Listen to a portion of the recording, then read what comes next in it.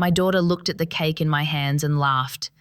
"Mom," she said, "if you really want to give me the best birthday gift, just die already." Her friends burst out laughing, thinking it was a joke, but she meant every word. I stood there, a 72-year-old woman holding a $200 chocolate cake, while my only child wished for my death. Everyone kept talking, the music kept playing, but I couldn't hear a thing. 45 years of love erased in 5 words. That was the moment I realized I had raised my own executioner. If words have ever broken you like that, hit the like button or leave a comment. I read them all. Now let me take you back to where it all began.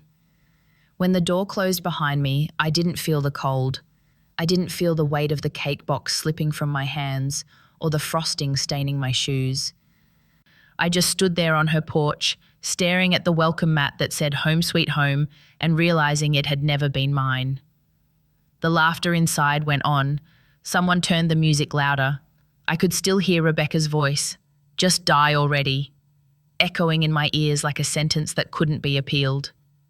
I walked back to my car, one slow step at a time, afraid my legs might give out. I had driven 40 minutes across town for that party. 40 minutes of rehearsing what to say, of imagining her smile when she saw me. I had even put on lipstick, the red shade she once said made me look fancy. The drive back felt endless. I didn't even turn on the radio. I didn't cry either. My tears stayed frozen somewhere deep, like they were waiting for permission. At the red light, I caught my reflection in the rearview mirror. My hands were trembling on the steering wheel. My face looked older than I remembered, not from age, but from something heavier. Betrayal does that. It ages you in seconds. When I got home, I placed what was left of the cake on the counter and sat down at the table. The candles were still there, half melted, bent like old bones. I had imagined blowing them out with her, just like when she was little. Now I stared at them and whispered, "Happy birthday, Rebecca." The words barely made a sound. They felt ridiculous, like an echo from another life. The apartment was quiet. The clock ticked loud enough to hurt. I made tea but forgot to drink it. My mind kept looping through the same scene, her face, the tone of her voice, the laughter that followed. I wanted to believe she was joking, that it was the wine talking or the pressure of being the host. But the truth is, she had meant it. I saw it in her eyes. There was no humor there, no hesitation, just disgust. How did we get here? I raised that girl on my own after her father died. I gave her everything, my youth, my health, my savings, my peace. And yet, somehow, I became a burden. Was I too present, too protective, too loving? I used to think love couldn't go wrong, that if you gave enough, eventually the world, or your child, would give it back. But that's not how it works, is it? Some people only learn to take. I stood up and walked to the shelf where I kept her old photos. There she was, a baby in my arms, all cheeks and curls, a gap-toothed girl with frosting on her nose, a young woman in a white wedding dress, eyes full of dreams I had helped her pay for. Every stage of her life was framed on my wall, but mine wasn't in any of them. I was always behind the camera, behind the bills, behind the sacrifices. I had disappeared long before she asked me to. I picked up the picture from her graduation day. She had been crying that morning because her shoes didn't match the gown. I ran all over town to find another pair. I didn't eat lunch. I missed my own nurse shift. But when she walked across that stage, she smiled at me and mouthed, "Thank you, Mum." That memory used to make me proud. Now it made me ache. The clock hit midnight. I turned off the lights and sat in the dark. The city outside was asleep, but my mind was wide awake, replaying 45 years in reverse. The nights I stayed up with her fevers, the mornings I left early for work to afford her college tuition, the days I cancelled my plans to watch her kids. Every single moment stacked into one realization. I had built my life around a person who no longer saw me as human. My phone buzzed once, a notification from Facebook.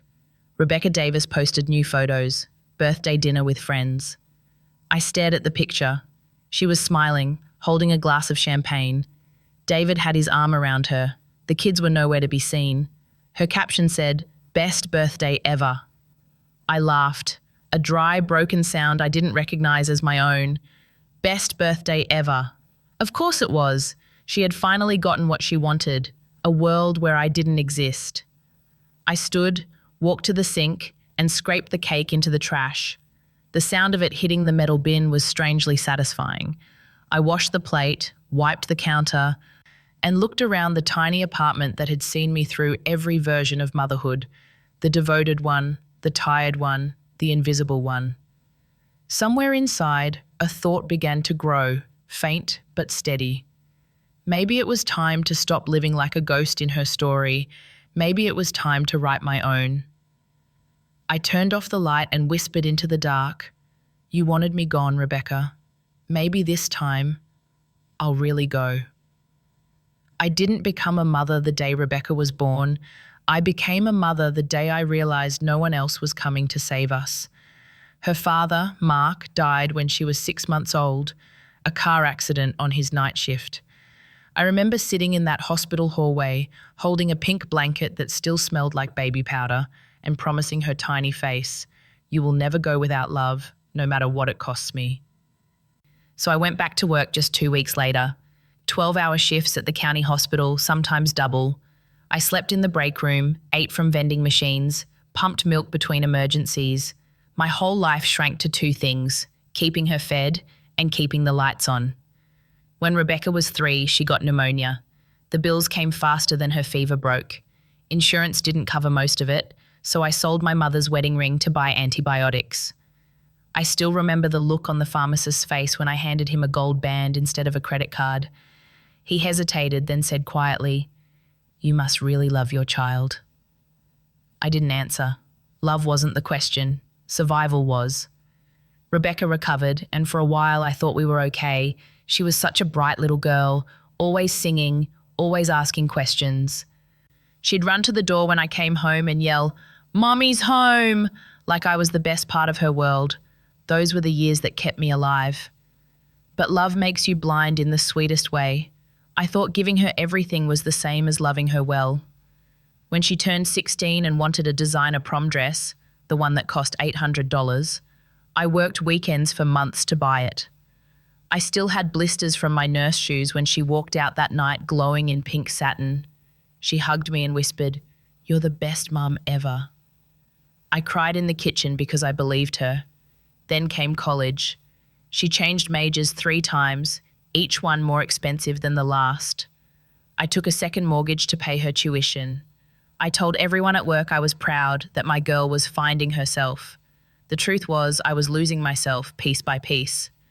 But I didn't mind. I thought that's what mothers were supposed to do, disappear quietly behind their children's success. When she married David, I paid for the entire wedding. $35,000, gone in 1 weekend. I didn't even sit down to eat that day. I was too busy making sure everything looked perfect. She never noticed. "Thanks, Mum," she said with a quick hug before leaving for her honeymoon. That was the moment I felt the first crack, small but deep.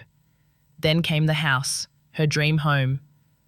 "Mum, we found the perfect one," she said over the phone. "We just need help with the down payment." I didn't even hesitate. I drained my retirement savings and handed her a check for $150,000. She cried. She said she'd pay me back someday. I told her she didn't have to. I thought her happiness was payment enough. For years, I mowed her lawn when David was too busy. I babysat the twins every weekend. I paid for their braces, their birthday parties, their vacations. Every time she said, "Mom, could you?" I said yes. I said yes until yes became my identity. And yet, somewhere along the way, her voice changed. Her hugs got shorter. Her visits got rarer. My name in her phone turned from Mommy to Mum, then from Mum to Evelyn. That's when I should have known. Love can turn into entitlement so quietly you don't even notice until it's too late. The first time I noticed the shift, it was so small I almost ignored it. I had stopped by her house unannounced, something I used to do all the time when the twins were little. I brought lasagna, her favourite. Rebecca opened the door halfway, phone pressed to her ear, and whispered, "Mom, You can't just show up like this. She smiled, but it was the kind of smile you give a stranger you're trying to be polite to. I froze on the porch, holding that casserole like an apology. She sighed, took it from me, and said she'd call later. She didn't. That was how it started. Little walls, invisible but sharp. The calls grew shorter. Can't talk now, busy. The hugs at Christmas turned into side pats. When I asked if she wanted to come over for Sunday dinner, she said, "We'll see," which always meant no.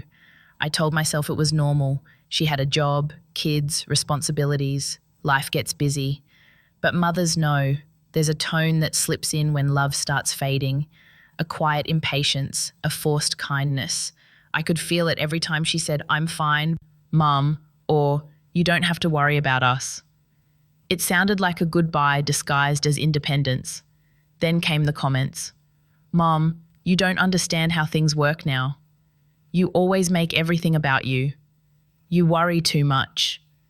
Each word felt like a paper cut. Small, but they added up until I was bleeding inside. I remember one Thanksgiving. I had spent 3 days cooking, setting the table, making sure her favorite pie was perfect. She walked in, looked around, and said, "Wow, Mom, this is a lot." David laughed. "Your mum doesn't know how to relax." They both chuckled. I laughed too, but something broke in that moment. I realized I had become the family joke, the overbearing, outdated mother who didn't know when to stop caring. After that, I started pulling back, just a little. I stopped calling every morning. I waited for her to call first.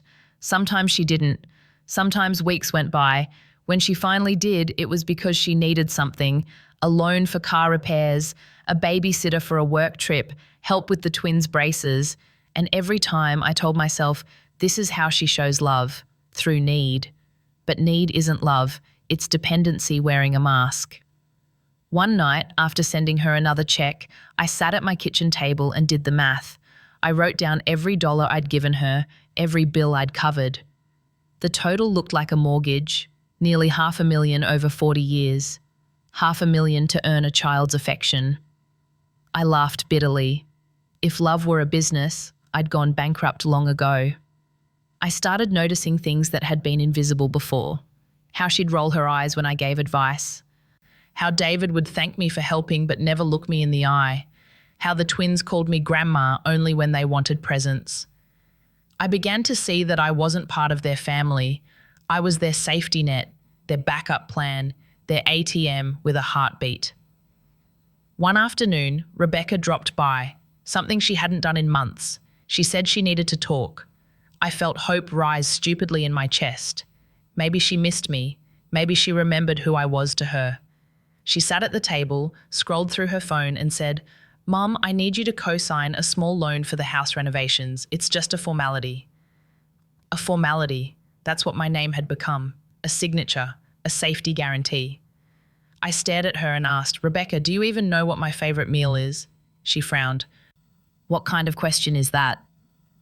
It's the kind of question a mother asks when she starts realizing her daughter doesn't see her anymore. She laughed nervously. "You're being dramatic."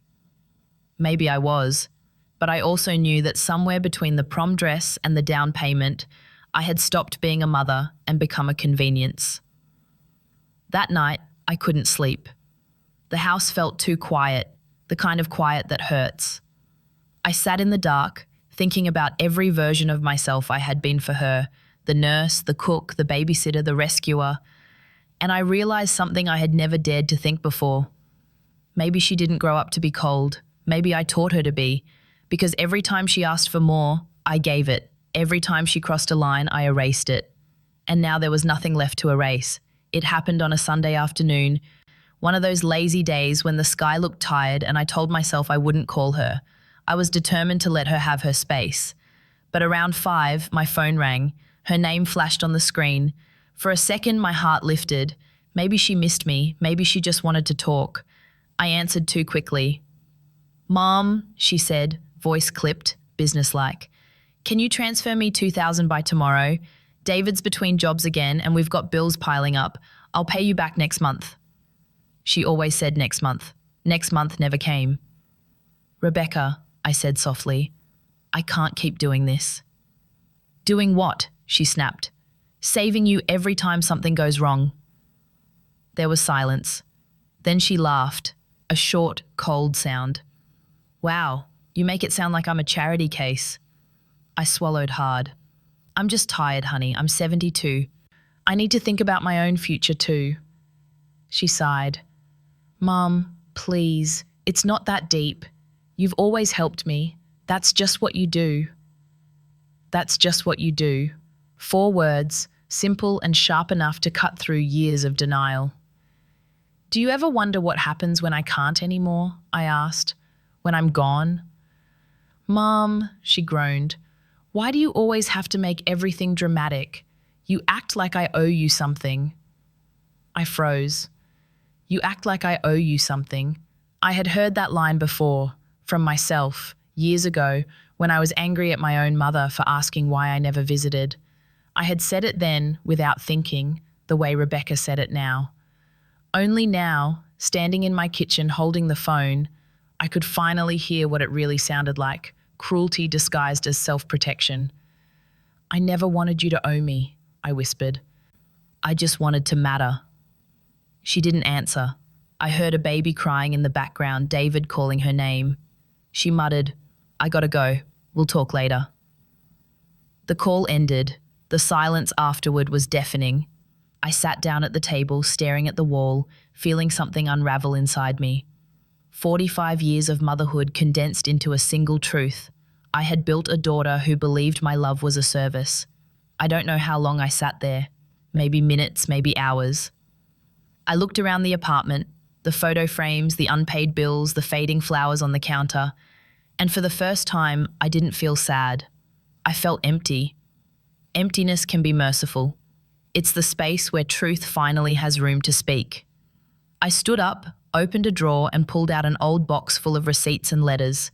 Hospital bills, tuition payments, mortgage checks, birthday gifts. My life, documented in ink. I spread them on the table like evidence from a trial, evidence of devotion mistaken for debt. I thought of every thank you that had ever felt rehearsed, every time she'd said love you while checking her phone, every sacrifice I had made in silence, believing silence was love. I realized then that Rebecca wasn't cruel by nature. She was raised in the shadow of my sacrifice. She had learned that love meant someone would always clean up her mess, that apologies weren't necessary because forgiveness was automatic. I was the one who taught her that. By never saying no, by never letting her see me hurt, by confusing endurance with affection. And now here we were, 2 women bound by a script I had written and she had perfected. I looked at the pile of papers, then at the reflection of myself in the window. The city lights flickered on. I whispered, I did this. The words didn't feel like guilt. They felt like clarity. For the first time in my life, I saw the difference between love and surrender. Love gives, surrender erases. I turned off the lamp, sat back down, and stared into the dark until the idea took shape. Slow, deliberate, terrifyingly calm. If my presence only caused resentment, maybe my absence would finally teach her what I was worth. That was the night the plan began, quiet as a heartbeat, sharp as a blade. I woke up the next morning before sunrise, the world still dark, the apartment quiet except for the hum of the fridge. For the first time in months, I didn't feel heavy. I felt clear, like my mind had been scrubbed raw by pain and finally saw what it needed to see. I made coffee, sat at the kitchen table, and opened my notebook. I wrote 1 sentence across the top of the page. If she wants me gone, she'll get her wish, but on my terms. The pen didn't shake. My hand was steady. Maybe that's what resolve feels like. Calm, not rage. I'd spent 45 years reacting, fixing, forgiving. Now I was done reacting. It was time to act. By 8 o'clock, I was dressed and ready. I wore my best clothes, the navy dress I used to save for church and special occasions. I looked at myself in the mirror. Same wrinkles, same tired eyes, but something inside them had changed. They didn't look sad anymore. They looked certain. My first stop was the bank. I'd been there so many times over the years to make deposits for Rebecca, to wire her money, to pay her bills. The teller, a young man with kind eyes, smiled as he recognized me. "Morning, Mrs. Brooks. Here to help your daughter again?" he asked. "Not this time," I said, smiling back. "Today I'm helping myself." I closed the joint account I shared with Rebecca, the one I had opened for emergencies. There was still $20,000 in it. I moved every penny into my personal account. When the teller asked if I wanted to keep the account open just in case, I shook my head. "No," I said softly, "in case already happened." The sound of the printer spitting out the closing statement felt like freedom. For years, I had poured money into that account, thinking it kept us connected. In reality, it had been my leash. My next stop was the mortgage office. I still had copies of the paperwork from when I'd co-signed their loan, a decision I had justified as helping them build stability.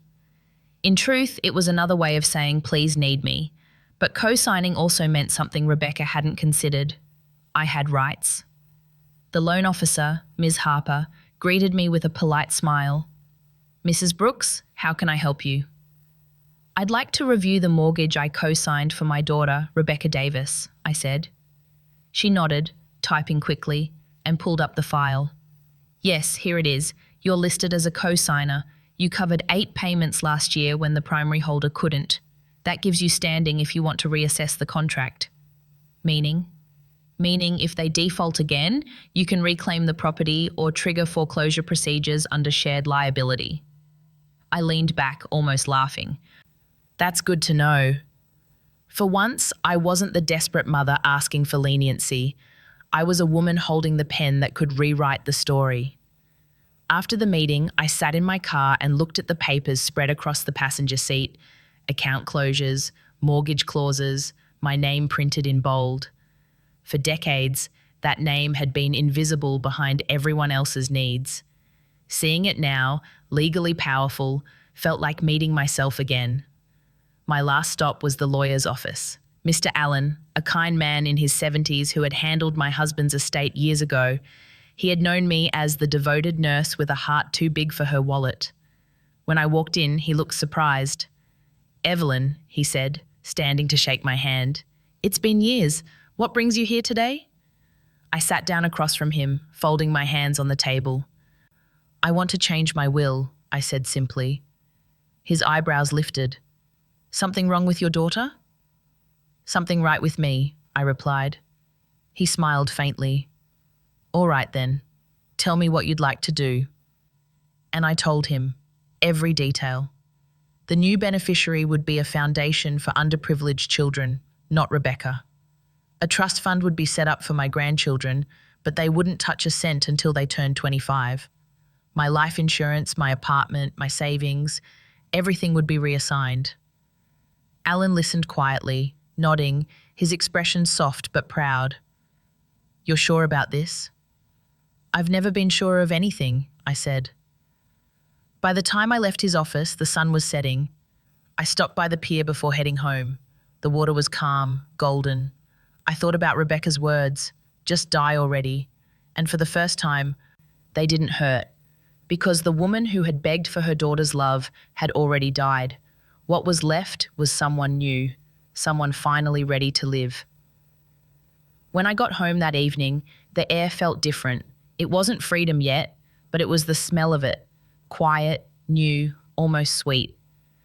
I poured a glass of wine, something I hadn't done in years, and sat by the window. Outside, Charleston was settling into its golden hour, the streets glowing, the church bells echoing from somewhere downtown. For the first time, I didn't feel like a bystander in my own life. I felt like a woman with a secret. I picked up the phone and called Maggie Lawson, my next-door neighbour, the only person who had seen me cry in the hallway after that birthday. She answered on the second ring. "Evelyn?" "Maggie, can you come over? I need to talk." 10 minutes later, she was sitting in my kitchen, her silver hair tied up, wearing that floral scarf she always wore when something serious was about to happen. She listened as I told her everything, the words Rebecca had said, the accounts I'd closed, the new will. She didn't interrupt once. When I finished, she leaned back and said quietly, "So what's next?" I smiled, slow and deliberate. "I'm going to disappear." Maggie raised an eyebrow. "Disappear?" "Yes, not die, just vanish. Let her live exactly the life she said she wanted, one without me in it." A small grin tugged at Maggie's lips. "That's dramatic. I like it." I laughed for the first time in weeks. "You used to teach drama, didn't you?" 30 years, she said proudly, "and you're giving me one hell of a final act." We spent hours at that kitchen table, sketching out a plan that sounded half crazy and half genius. I'd book a flight, not a short trip, something far, somewhere Rebecca would never think to look. I'd leave a letter behind, one she couldn't ignore. It would explain everything, every dollar, every sacrifice, every moment she mistook love for obligation. It would be my confession and her wake-up call. "Make it long," Maggie said. "Make it hurt." "Oh, it will," I replied, and we both laughed again, a low, conspiratorial sound. I went to bed that night feeling lighter than I had in years. The decision was made. I wasn't waiting to be loved anymore. I was writing my own ending. The next morning, I woke up early and opened my laptop. I typed "retirement relocation abroad" and scrolled through pages until one caught my eye: "Live your second life in Switzerland." The pictures were ridiculous. Mountains, lakes, quiet streets, smiling people holding coffee cups. It looked too peaceful to be real. But peace was exactly what I wanted. I called the agency. A woman with a soft voice answered. "Good morning, Mrs. Brooks. How can we help you?" "I'm looking to start over," I said. She laughed gently. "Aren't we all?" By the time I hung up, I had a one-way ticket to Zurich and a detailed packet on how to transfer my pension internationally. I sat back, staring at the confirmation email. It felt like standing on the edge of a cliff, terrifying and exhilarating all at once. That afternoon, I began packing. I didn't take much, just clothes, photos, the old journal I'd started writing in again. Every item I folded felt like a decision: what to take, what to leave, what to finally let go. As I zipped up the suitcase, my phone rang. Rebecca's name lit up on the screen. For a second, my heart wavered. Maybe she could sense something. Maybe she was calling to say sorry. I answered. "Mom," she said briskly, "I need you to watch the twins Friday night. David and I have a work dinner." I almost laughed. "I can't, sweetheart. I have plans." "What plans?" she asked, surprised. "Since when do you have plans?" I smiled into the silence. "Since today," she sighed. "You're being weird, Mom. Just let me know if you change your mind." "I won't." I hung up before she could say anything else. The quiet that followed was delicious. For once, I had said no, not out of anger, but out of freedom. That night, Maggie came over again with a stack of envelopes. "One for your letter," she said, sliding the thickest one across the table. "And one for me to keep, just in case anyone comes asking." "You'll know what to tell them?" I asked. Maggie winked. "Oh, honey, I've been waiting my whole life for a role like this." We both laughed until tears filled our eyes. But this time they weren't the kind that hurt. They were the kind that meant something was ending, and something else was finally beginning. By Wednesday morning, everything was ready. The suitcase sat by the door, half the size of the life I'd lived, but big enough for the life I wanted next. I moved slowly through the apartment, touching the things I was leaving behind. The clock that still ticked 2 minutes late, the chair with a stain from Rebecca's first birthday, the photo of Mark and me before the world took him. I didn't feel sad, just done, like a nurse clocking out after a lifetime shift. I made one last pot of coffee, poured it into the chipped mug that said "Best Mom Ever," and smiled at the irony. Then I opened my notebook and began writing the letter. Not to beg, not to explain, just to tell the truth. My dear Rebecca, you once asked me to disappear. By the time you read this, I will have done exactly that. I wrote for hours, the words pouring out like they'd been waiting for years. Every sleepless night, every sacrifice, every dollar spent, every time I said yes when I wanted to say no, I listed it all, not as revenge but as a record. I wanted her to see the invisible weight she had mistaken for unconditional love. I gave you everything because I thought that's what good mothers do. But I realize now that I didn't raise you to love, I raised you to expect. That's on me. And this goodbye isn't punishment. It's freedom, for both of us. When I finished, my hand was cramping and my eyes burned from tears I didn't remember starting. I read it once, folded it neatly, and slipped it into the big white envelope Maggie had given me. Beside it, I placed copies of all the legal documents, the new will, the trust fund, the account closures, a mother's love, signed, notarized, and finally retired. At noon, Maggie knocked. She brought sandwiches we didn't eat and coffee we didn't drink. We just sat there in silence, letting time run out on one version of my life. When she finally stood, she squeezed my hand. "You sure you want to go through with this?" "I've never been more sure," I said. She nodded. "Then let's make it count." I handed her the spare keys to my apartment. "You'll wait 2 days, then tell her you couldn't reach me. Say you found the letter on the table." Maggie slipped the keys into her pocket. "I'll make it convincing. I did win a few local theatre awards, you know." I smiled. "That's why I trust you." At 3, I showered, put on my softest sweater, and did something I hadn't done in years. Put on perfume.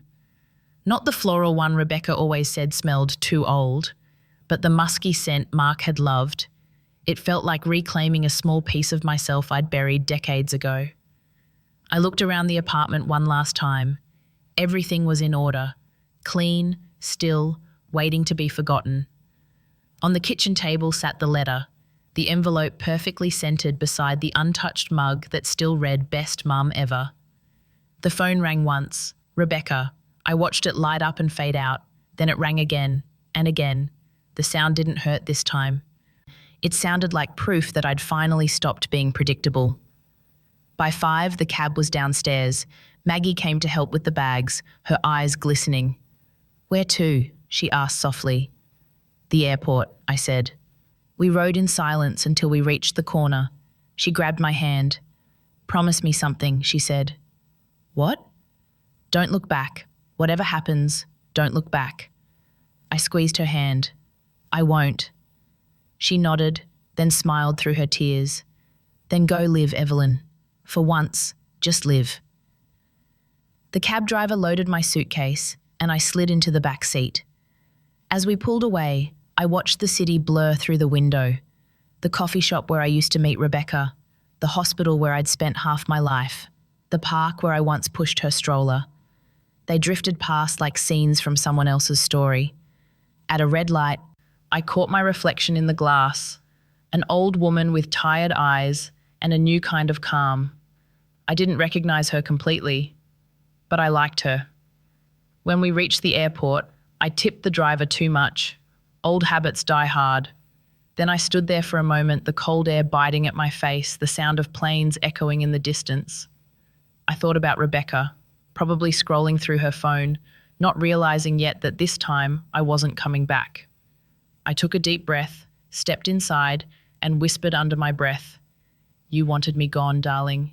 Now you'll learn what gone really means." The flight to Zurich was long, but not heavy. 12 hours above the clouds felt like a pause between 2 lives, one ending quietly, one still waiting to begin. I didn't watch the movies, didn't talk to anyone. I just sat there with my eyes closed, replaying the last 45 years like an old film that had finally reached its credits. Somewhere over the Atlantic, I realized I wasn't afraid. For the first time in decades, I belonged to no one. When the plane landed, the air felt cleaner, sharper, like it hadn't been touched by regret. A driver from the relocation agency held a sign with my name, Mrs. Evelyn Brooks. I followed him through the airport, through customs, through a city that felt impossibly calm. My apartment was small but warm, a 5th-floor walk-up with a window overlooking a park full of people who didn't know who I was. That anonymity was a gift. I opened the window, let the cold air sting my face, and smiled. Somewhere across the ocean, my daughter still thought I was home, sitting by the phone, but I wasn't home, not anymore. Back in Charleston, the first domino fell 2 days later. Maggie waited exactly as we'd planned. 48 hours of unanswered calls, then a gentle knock on my apartment door. She waited, knocked again, called my name loud enough for the neighbors to hear. Nothing. Then she used the spare keys, walked in, and gasped so perfectly it could have won her an award. "Oh my God," she whispered to the empty room. The coffee mug still sat on the counter. The letter lay on the table, sealed, exactly where I'd left it. Within an hour, Rebecca was on the phone, panicked. Maggie told her what she'd found, voice trembling just the right amount. "Her bed hasn't been slept in," Maggie said. "The lights were off, her suitcase is gone, and there's a letter for you on the table." Rebecca's voice cracked. "A letter? What does it say?" "I didn't read it," Maggie lied. "I thought you should see it first." "I'm coming over," Rebecca said. When she arrived, she was shaking. The twins waited in the car. David followed behind her, quiet. Maggie met them at the door and handed her the envelope. Rebecca's hands trembled as she tore it open.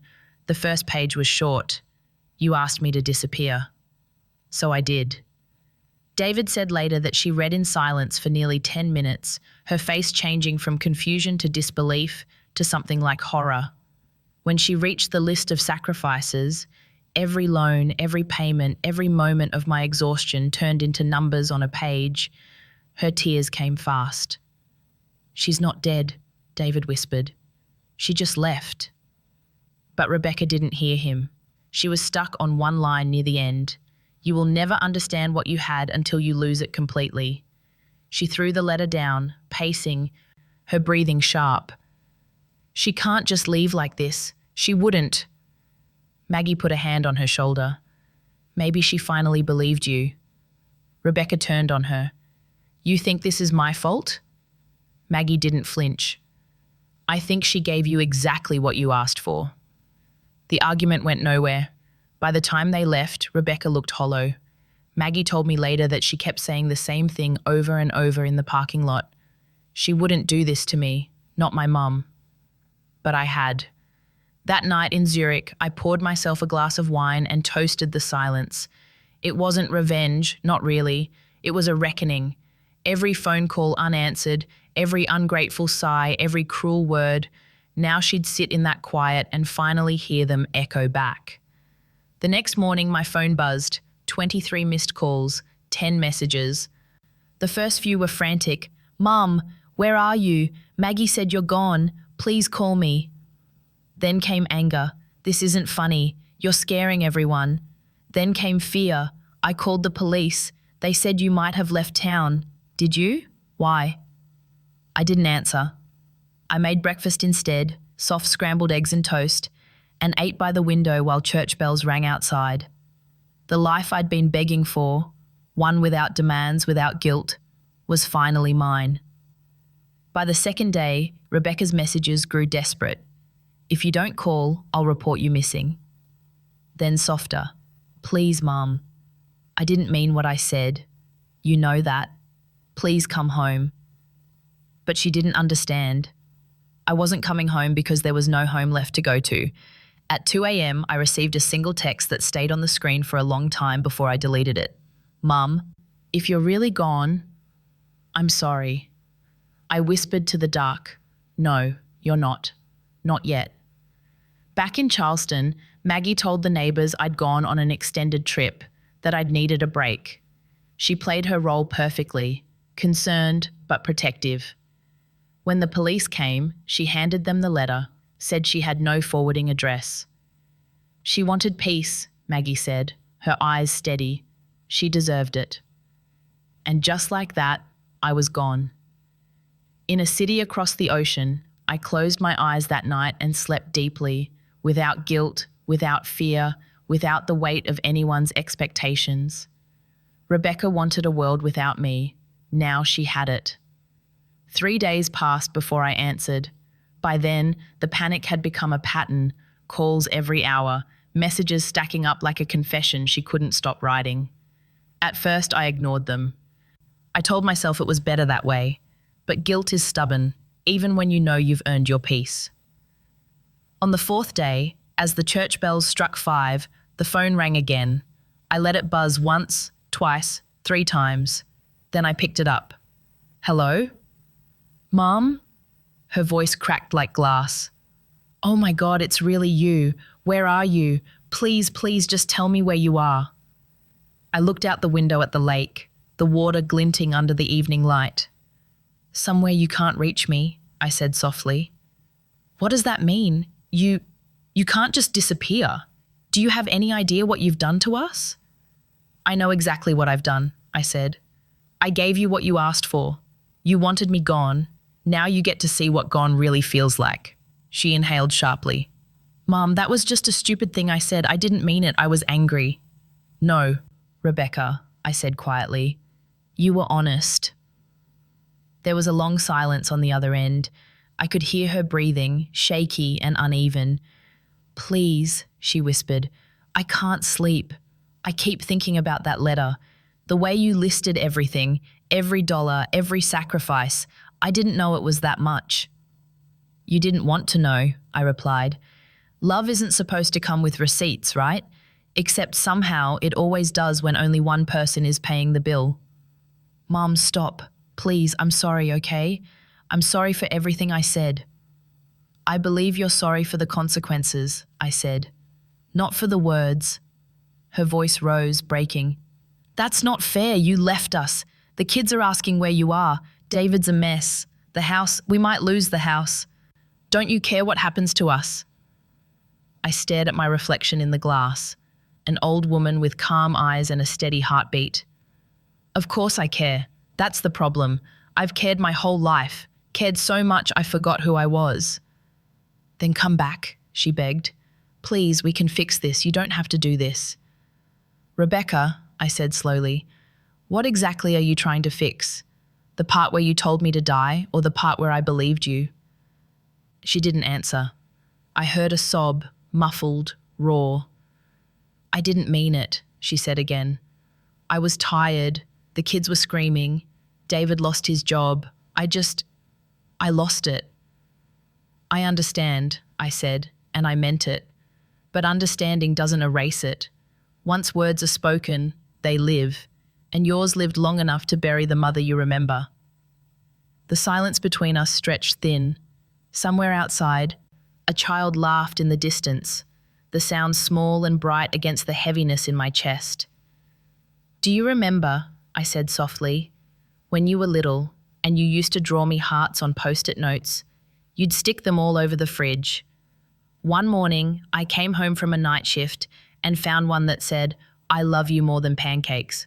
I still have it. She sniffled. You do? I kept them all, I said, because back then you meant it. She was crying now, real crying, not the polished kind that expects comfort. Please, Mum, I need you. I don't know how to fix this. I don't know how to live without you. Do you need me? I asked quietly. Or do you need my money? Her breathing caught. She didn't answer. That's what I thought, I said. Mum, that's not... It's okay, I interrupted. It's not your fault. You learned from me. I taught you that love always gives, no matter how much it costs. I never showed you what boundaries look like. That's my mistake, and I'm correcting it now. Please don't hang up, she said, voice shaking. I'll change. I swear. I'll be better. Maybe, I said, but I won't be there to see it. She started to say something else, but I pressed the phone closer to my ear and whispered, I love you, Rebecca. I always have. But loving you doesn't mean I have to keep breaking myself to prove it. Then I hung up. The phone rang again. I turned it face down on the table. It rang once, twice, then went silent. I poured a glass of wine and stepped out onto the balcony. The night air was cool, the city lights glittering like 1,000 tiny exits. Somewhere out there, my daughter was learning what absence really feels like. And I, for the first time in my life, was learning what freedom sounded like. The soft, perfect sound of nothing at all. A week passed before the storm hit. I should have known it wouldn't end with that call. Silence never lasts long in a family built on noise. It began with an email from my lawyer, Mr. Allen. His subject line was short and sharp: "Call me immediately." When I did, his voice came through with that mix of concern and restrained amusement only old lawyers seem to master. "Evelyn," he said, "you're not going to believe this. Your daughter's trying to declare you mentally unfit." I laughed, a dry sound. "Of course she is. She's filed a complaint with Family Services, claims you're showing signs of dementia, that you've been manipulated into changing your will and transferring your assets." I leaned back in my chair. Outside, the Swiss morning was soft, all fog and calm, and here I was being declared crazy from across the ocean. "So she's decided if she can't control me, she'll rewrite me." "She's hired a lawyer," Alan continued. "They're trying to block the new will, but don't worry, legally, you're covered. Every document you signed was witnessed and recorded." "That's good," I said. "Still, let her try. She might finally learn what paperwork looks like when it's not written in her favor."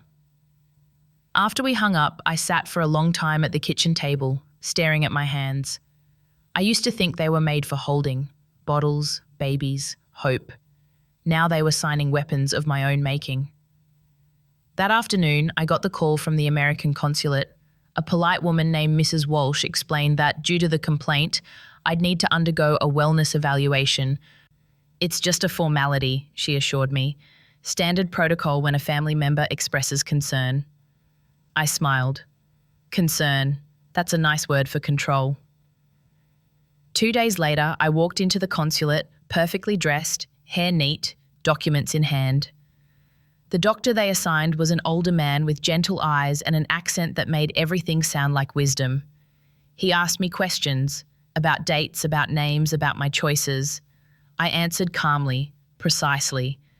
When he asked why I'd decided to move to Switzerland, I said, "Because peace is a kind of medicine my daughter couldn't prescribe." He smiled. "You seem remarkably clear, Mrs. Brooks.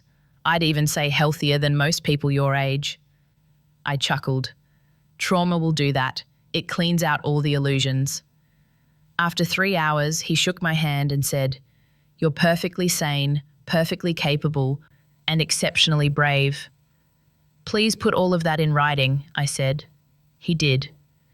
When the official report was filed, it didn't just clear my name, it documented Rebecca's false claim as unfounded and malicious.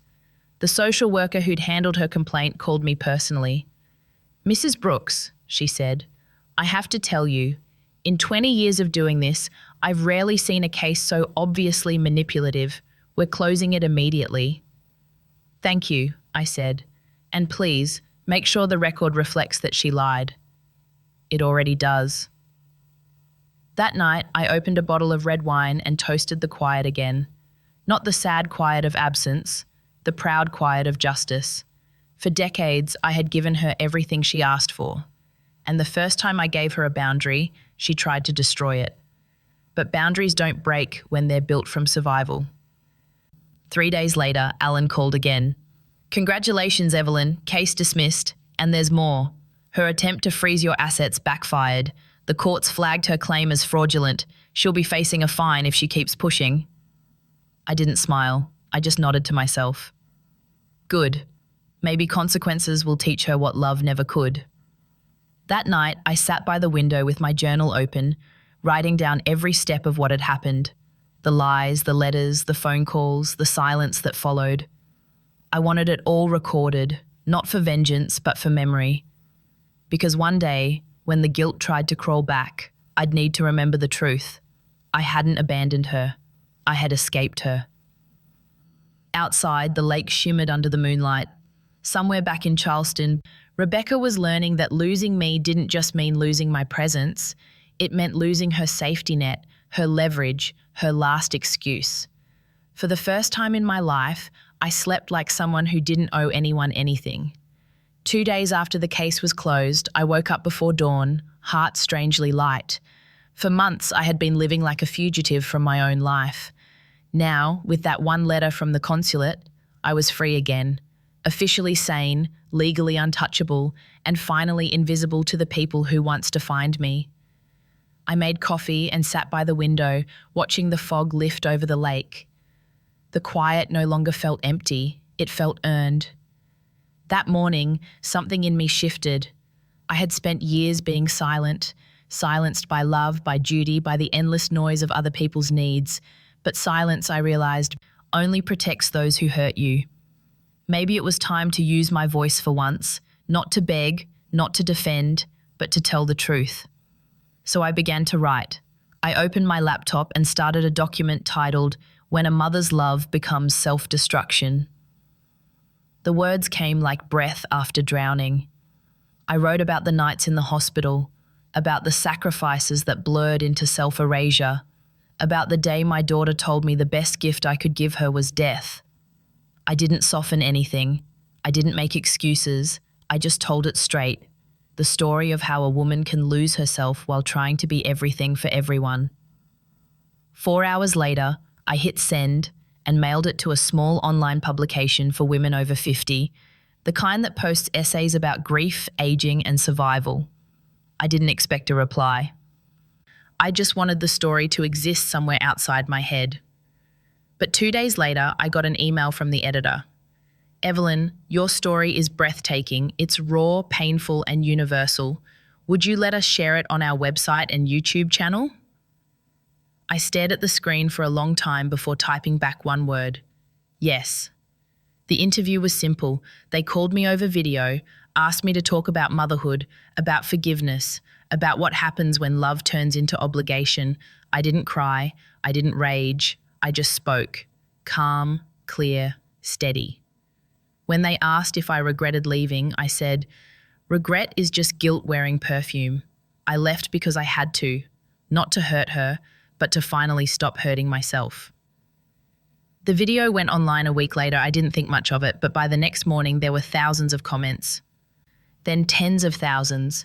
Women from all over the world were writing to me, nurses, mothers, grandmothers, saying they saw themselves in my words. "My daughter speaks to me the same way.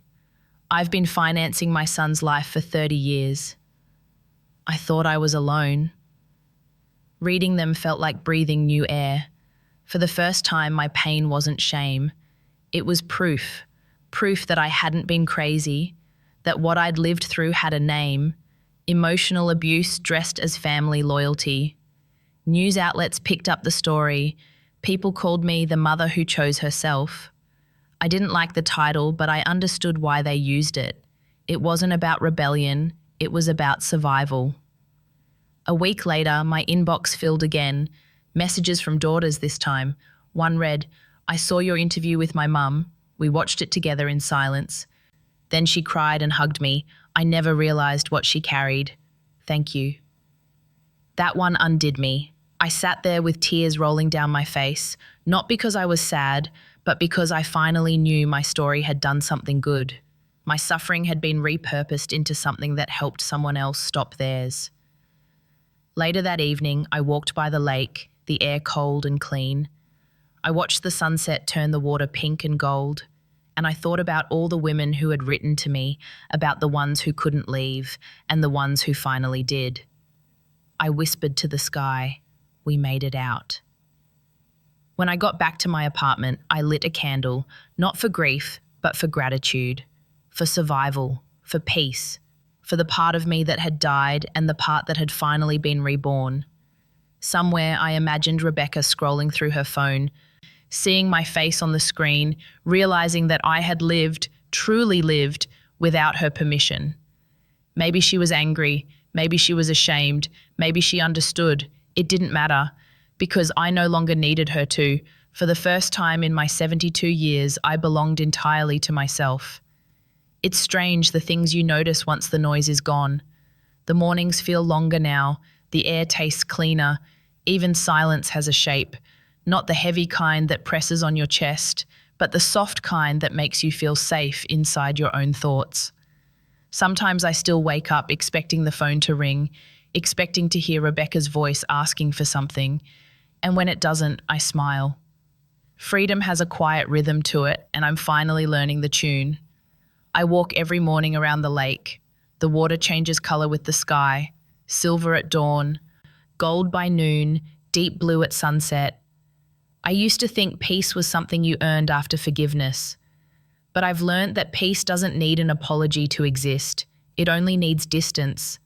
People still write to me. Every day I open my email and find stories. Women who watched the interview and saw their own reflections in it. One said she sold her big house and moved into a small cabin near her sister. Another said she stopped paying her grown son's debts and slept through the night for the first time in years. Some write just to say thank you. Others write to ask, how did you know it was time to leave? I always tell them the same thing. You'll know when the love you're giving starts costing your sanity. That's when it's time. Sometimes I reread the letter I left for Rebecca, not out of regret, but to remember the woman I used to be. I don't hate her. I pity her a little. The way she mistook control for care, the way she believed love meant staying no matter what. I want to tell her she did her best. She just forgot that love has two sides, and one of them should always face herself. A few months ago, I got a message from a young woman named Andrea. She said she was 30, with a 65-year-old mother who had given her everything. After reading my story, she called her mum for the first time in months. We cried, she wrote. She said she felt seen for the first time. You helped me stop before I became Rebecca. That message undid me. I sat by the window for a long time, holding my cup of tea, feeling the warmth seep into my palms. My pain had turned into someone else's healing. Maybe that's what redemption really is. Not forgiveness, but usefulness. Sometimes people ask if I ever plan to go back, to see Rebecca again. I tell them I don't know. The truth is, I love her. I always will. But love doesn't mean access. It doesn't mean I have to stand where I was hurt. I can love her from here, from a country away, from a life she doesn't get to own anymore. I think about my grandchildren often. They're growing up fast, probably asking questions Rebecca doesn't know how to answer. Maybe one day they'll understand the truth. Maybe one day they'll find me. If they do, they'll find a grandmother who's alive, whole, and unashamed. That's a better inheritance than any money I could have left behind. There are still nights when memories visit, the hospital hallways, the long drives home, the laughter at that birthday party that turned into a funeral for my illusions. I let those memories sit beside me for a while. Then I thank them for coming and let them leave. Healing isn't forgetting, it's remembering without bleeding. Last week, I spoke at a small women's retreat in Zurich. The room was full of grey hair and brave eyes. We talked about guilt, about duty, about the invisible contracts that mothers sign without reading the fine print. One woman asked, "Do you ever wish things had gone differently?" I thought about it for a moment and said no, because if they had, I might still be living someone else's version of my life. Pain showed me who I really was. I just wish it hadn't taken so long to listen. The women nodded, and I could see it. The recognition, the shared understanding. We had all been someone's anchor for too long. We had all forgotten that anchors are meant to hold ships, not drown with them. When I got home that evening, I stood on the balcony, the sky painted in soft pink and violet. I closed my eyes and whispered, "I forgive you, Rebecca."